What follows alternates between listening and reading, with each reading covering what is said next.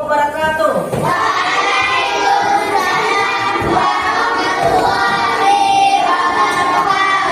Nah, sebelum kita belajar, mari kita baca Bismillahirrahmanirrahim.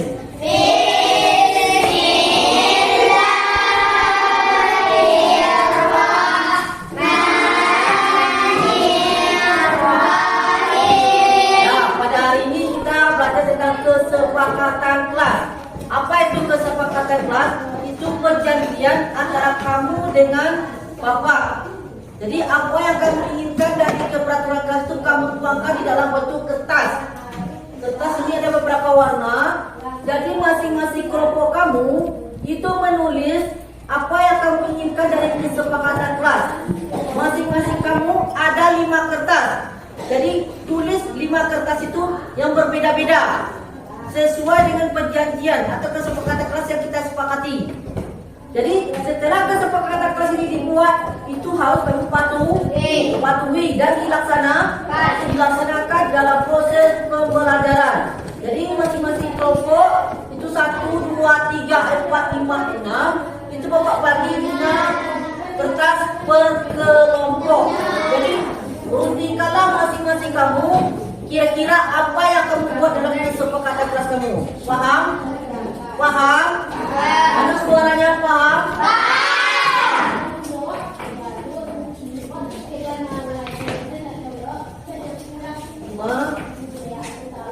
Sediakan penanya.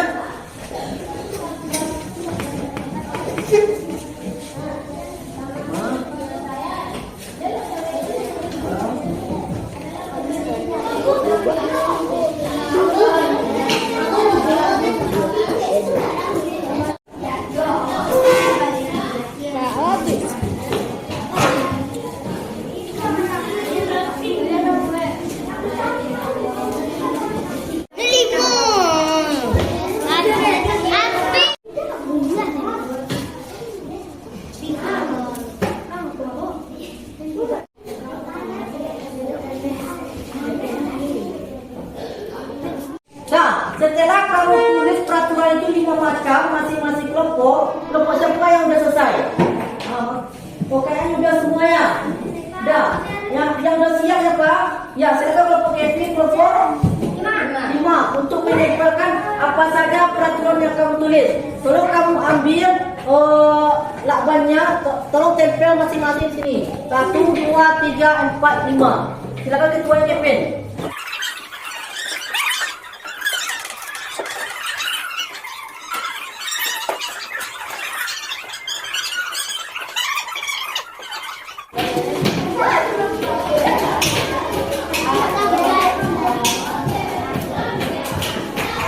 Setelah ini kelompok 3, mana kelompok 3? Mana kelompok 3? Azam, silakan diambil dan ditempel ke papan tulis. Kelompok 3 siapa? Berarti kelompok 3 Rani.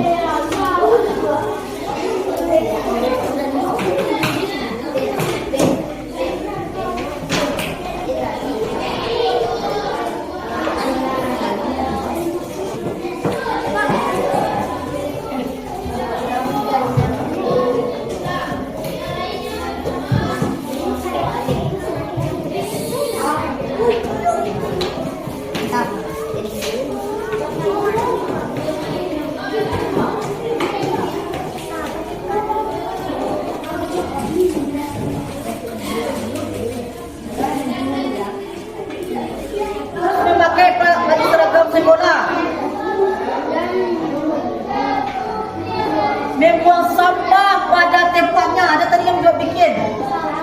Ini dia. Datang tepat waktu sampai yang tidak tahu lepas sekolah ini.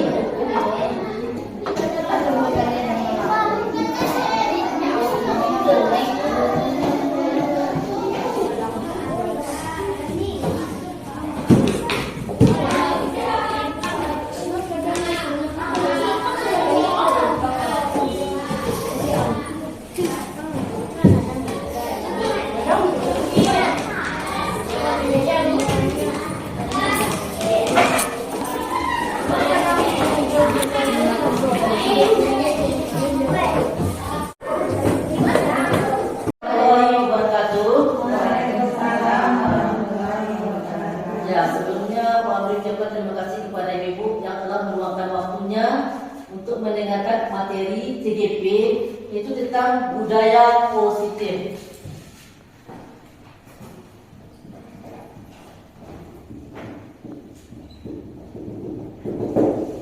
Mungkin Bapak Ibu sudah pernah mendengarkan kata-kata budaya positif. Kalau diartikan, kalau budaya itu adalah kebiasaan. Kebiasaan yang dilakukan secara berulang-ulang yang ke arah yang positif, ke arah yang lebih baik. Menurut Bapak Ibu di sekolah kita sudah menerapkan budaya positif? Sudah. Apa contohnya? Bersalaman. Bersalaman itu termasuk budaya positif. Apalagi selain bersalaman? Berdoa sebelum belajar itu termasuk budaya positif. Tetapi selama yang kita lakukan itu harus dilakukan secara konsisten, tidak bisa secara bertahap-tahap. Jadi kalau budaya itu adalah dilakukan secara berulang-ulang ke arah yang positif, dan itu akan menjadi budaya di sekolah. Untuk apa? Budaya positif ini ada yang harus Bapak Ibu pahami. Yang pertama tentang disiplin. Menurut Ki Hajar Dewantara, yang bisa mendisiplinkan diri kita itu adalah kita sendiri. Tetapi kalau seandainya kita tidak bisa mendisiplinkan diri kita sendiri, kita butuh orang yang di atas kita. Di atas kita siapa? Kalau sudah guru, di atas kita siapa? Kepala sekolah. Kepala sekolah wajib mendisiplinkan dirinya. Seandainya guru itu tidak bisa mendisiplinkan diri sendiri, butuh kepala sekolah. Kepala sekolah siapa yang mendisiplinkan? Pengawas. Begitu secara berurutan. Tetapi yang paling penting adalah mendisiplinkan dulu diri kita saja dulu. Kalau kita sudah disiplin sendiri, tidak perlu penguasa yang di atas untuk mendisiplin kita, karena kita sudah tertanam disiplin. Apapun yang Bapak Ibu lakukan, mengajar segala macam, kalau sudah tertanam disiplin dalam disiplin, tidak perlu ada pengaruh dari luar, termasuk kepala sekolah maupun ke pengawas. Jadi disiplin itu adalah motivasi diri sendiri. Contoh, di untuk teori kontrol dalam disiplin itu ada 5. Sebelum Pak Abri masuk dalam teori kontrol, ada satu hal yang Pak Abri tanyakan. Ini teori kontrol dalam disiplin. Contoh, Bu Dewi, Pak Abri kasih spidol. Spidol ini sangat berharga bagi Bu Dewi. Nah, pokoknya ini untuk Bu Dewi, rahasianya untuk Bu Dewi. Pak Abri kasih sama Bu Dewi. Tiba-tiba Bu Eni datang menemui Bu Dewi. Apa kata Bu Eni? Bu Eni ingin tahu apa sih yang ada di dalam Bu Dewi. Dengan berbagai cara. Boleh meraihnya, boleh dengan bujuk-bujukannya. Yang jadi pertanyaan Pak Abri adalah bagaimana Bu Dewi? Apakah Bu Dewi akan melepaskan video itu untuk Bu Eni atau tidak? Tidak. Apa alasannya? Karena ini yang paling berharga untuk Bu Dewi. Sebenarnya apa sesuatu yang dipegang oleh Bu Dewi itu adalah seperti peraturan disiplin. Disiplin itu adalah kalau bagi kepala sekolah, dia harus mempunyai jiwa disiplin tinggi. Apa yang dipegangnya, dia yang mengontrol guru-guru di bawahnya. Jangan sampai bisa dirayu-rayu orang. Ini kebanyakan kita kan kalau udah dirayu, tergoda, biasalah. Sama-sama dengan disiplin waktu. Sekali kuat dalam video, besok ada ulang. Ini akan mempengaruhi kejiwaan kepemimpinan seorang kepemimpin. Begitu juga dengan guru. Guru dengan siapa yang kita disiplinkannya? Ke murid. Jadi guru yang mengontrol murid, jangan murid yang mengontrol guru. Nah, nanti kalau murid yang mengontrol guru, ini akan efeknya nggak bagus. Dia nanti dijalankan kita sebagai teman. Kalau udah bahas ke teman, itu bakalan jawab. Bisa belajar jadwal, bukan sekali dia melanggar, guru itu tidak akan memperhatikan kita. Itu tujuannya teori disiplin.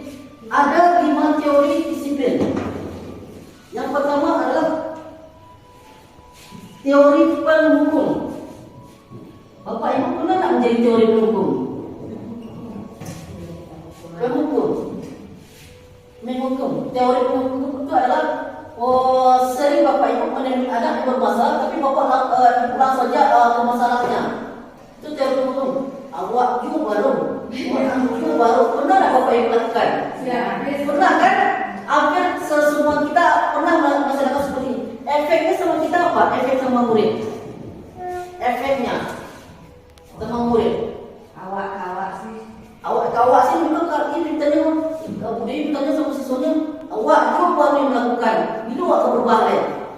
Efeknya sama siswa apa? Kalau kita hasil seperti itu kita lakukan, efeknya ke mahasiswa Dia minder. apa? Minder. Minder bisa jadi, Percaya diri. kurang percaya diri. Yang lebih fatalnya apa? Dia suka melawan sama guru yang bersangkutan. Karena setiap hari kata-kata yang kita keluarkan itu efek negatif. Awak juga baru. Dia akan tertimbun di dalam hatinya, dia mendokor, melawan suatu waktu. Kalau dah banyak dia temukan tuh mendokor di dalam hati, dia langsung keluarkan, meledak dia nanti. Nah ini perlu kita, teori hukum ini perlu kita hindari. Yang kedua, merasa bersalah. Apa contoh kata-kata merasa bersalah yang pernah Bapak Ibu lakukan? Tuh, Bapak berikan saja. Ada anak yang bermasalah. Katanya kata guru, kalau beriku kawat kerajuan, ibu kena berang, ibu ke kepala ibu. Baang dulu siapa? Tidak anak-anak terberang ibu. Dia menganggap apa yang dilakukan itu dia merasa bersalah. Karena dia sudah melakukan pelanggaran. Tetapi cara pembuatan merasa bersalah ini, kalau dikasih ke sama anak yang pendiam, efeknya tak bagus. Apa efeknya? Anak ini merasa bersalah terus. Apa yang dilakukannya dia tak percaya diri. Jangan diterapkan yang kotor-kotor merasa bersalah ini. Merasa bersalah itu anak itu merasa bersalah apa yang telah dia lakukan. Dia lakukan seperti itu. Yang dilakukan ibu anak keberang, dia merasa bersalah itu ibunya keberang. Seperti ini, anak-anak seperti ini akan tidak memiliki kepercayaan diri. Ini tolong dihilangkan lagi. Dari ada man.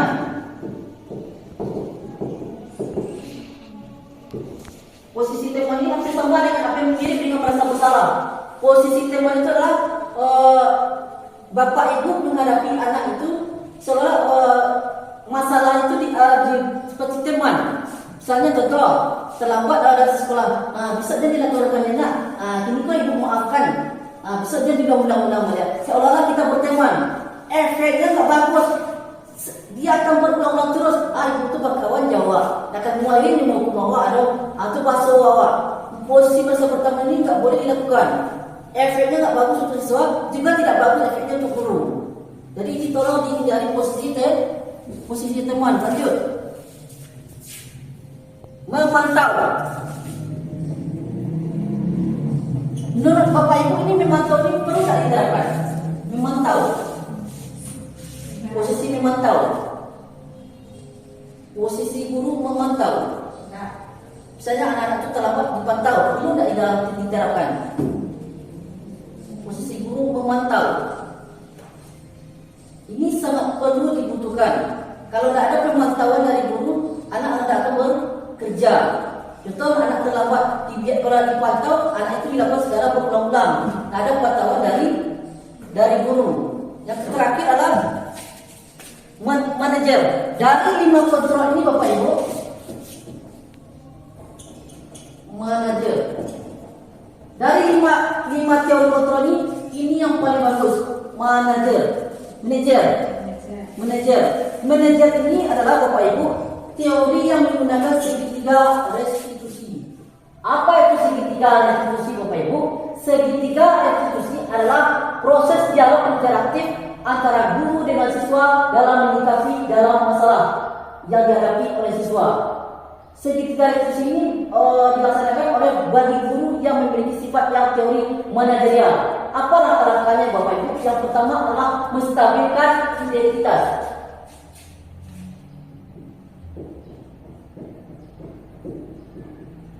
Menstabilkan identitas anak ini Bapak Ibu bisa dilakukan dengan cara bahwa kesalahan yang dilakukan oleh anak itu adalah hal yang wajar. Kemudian manusia itu pernah melakukan kesalahan hal yang sama. Kita sebagai guru jangan fokus terhadap orang yang melakukan kesalahan, tetapi kita fokus kepada masalah yang dilakukan oleh siswa. Ini bisa kita terapkan dalam menstabilkan identitas anak. Yang kedua adalah validasi tindakan yang salah. Validasi tindakan yang salah Bapak Ibu, itu kesalahan itu yang mereka lakukan adalah mungkin pasti mereka mempunyai alasan-alasan tertentu mengapa mereka melakukan kesalahan.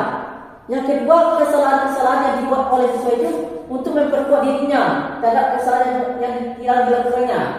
Yang ketiga, kita mencari solusi perubahan yang efektif dari masalah yang dihadapi oleh siswa itu sendiri. Yang ketiga, Bapak Ibu, adalah keyakinan kelas. Keyakinan kelas ini adalah peraturan-peraturan yang telah dibuat oleh siswa dan disepakati oleh siswa itu sendiri. Jadi kita tanyakan kepada siswa, apakah masalah yang kamu hadapi itu sesuai dengan keyakinan kelas? Kalau tidak, apa usaha kita untuk mencapai keyakinan kelas? Apa solusinya? Kita minta pendapatnya. Dan kita pun mendukung dari masalah yang tindakan yang dilakukan itu kita dukung untuk menjadi perubahan arah yang lebih baik. Itu 3 langkah segitiga restitusi di dalam proses masalah yang dihadapi oleh anak. Apakah segitiga restitusi ini dilakukan secara berurutan? Tidak. Boleh yang mana yang Bapak Ibu dudukkan? Boleh tidak mulai dari keyakinan dari validasi atau stabilitas, tidak harus secara berurutan. Yang penting caranya seperti ini Bapak Ibu. Terus ada satu lagi Bapak Ibu, 5 kebutuhan dasar manusia. Yang pertama kebutuhan manusia adalah bertahan hidup. Bertahan hidup pasti ada 3 yang harus dipenuhi Bapak Ibu untuk siswa kita, yaitu sandang, pangan, dan makanan. Ketiga-tiga ini harus kita penuhi. Jika terpenuhi 3 ini, anak-anak akan lebih percaya diri, senang dan bahagia. Tetapi bayangkan Bapak Ibu, kalau 3 ini tidak terpenuhi, anak-anak ini akan merasa minder, tidak percaya diri, rendah diri, karena kebutuhannya tidak terpenuhi. Yang kedua Bapak Ibu adalah kesenangannya. Kesenangan ini berkaitan dengan dalam proses pembelajaran Bapak Ibu. Bapak Ibu harus mencarikan materi yang mereka sukai, yang mereka senangkan. Carilah materi-materi yang menyenangkan bagi anaknya. Ciptakanlah pembelajaran yang menyenangkan. Terus ketiga, berikan kebebasan gaya belajar anak, karena setiap anak itu memiliki pembelajaran yang berbeda-beda. Ini sesuai dengan pembelajaran diferensiasi. Yang keempat Bapak Ibu adalah penguasaan atau butuh pengakuan. Jadi setelah Bapak Ibu berikan kebebasan, diberikan kesenangan, pasti anak-anak itu akan tampil percaya diri dari apa yang telah mereka lakukan. Misalnya kalau Bapak Ibu membantu anak dalam bentuk kelompok, nanti anak-anak yang menyukai pelajaran itu pasti dia akan tampil percaya diri menyampaikan apa yang telah dia pelajari dari gurunya, atau dia pelajari dari buku yang telah dia sukai, dan dia akan berani akan tampil di depan teman-temannya, dan dia pun butuh pengakuan itu atas kemampuannya. Yang kelima Bapak Ibu adalah merasa diterima. Merasa diterima adalah ini merasa terhubung dengan pihak sekolah, terhubung dengan keluarga, terhubung dengan masyarakat.